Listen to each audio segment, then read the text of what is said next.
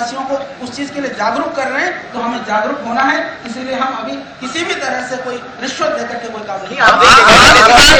आपने कहा कि आपको रिश्वत के लिए आप पे दबाव बनाया गया, मांगी गई, तो मंगाया गया नहीं, अभी भी मंगाया जाता है, मंगाया गया।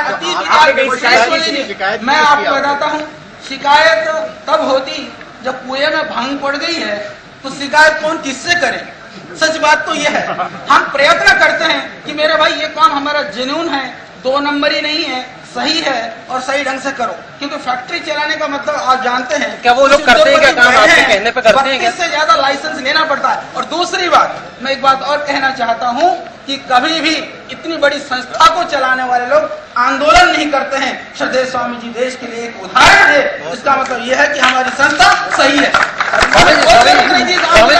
हम तो देश के लोग सब प्यार करते हैं, सम्मान करते हैं।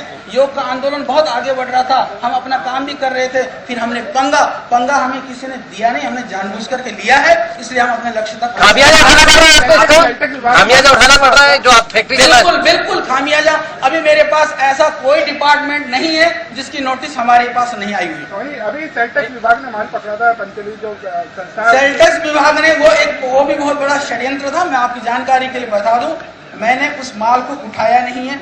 मैंने कह रखा कि जब तक वह सिद्ध नहीं हो जाता है तो माल हमारे को अपने फैक्ट्री में ला करके दोगे, मैं लेने नहीं जाऊंगा। स्वामी, किस तरह से खामियाजा उठाना पड़ रहा है? खामियाजा यही उठाना पड़ता है, क्योंकि जैसे मैंने बताया, मेरे पास एक पूरी टीम बनाने के लिए लगा रखा है। वो फाइलें तैयार करते रहते हैं, नोटिस आते रहते हैं, हम देते रहते हैं, नोटिस भेजते रहते हैं, दे देते रहते हैं। और कभी कभी जो है आप जानते हैं कि सब कुछ प्लानिंग से उसको एक रूमर बनाने का प्रयत्न किया जाता है, एक उसको एक अफवाह के रूप में फैलाने का प्रयत्न किया जाता है।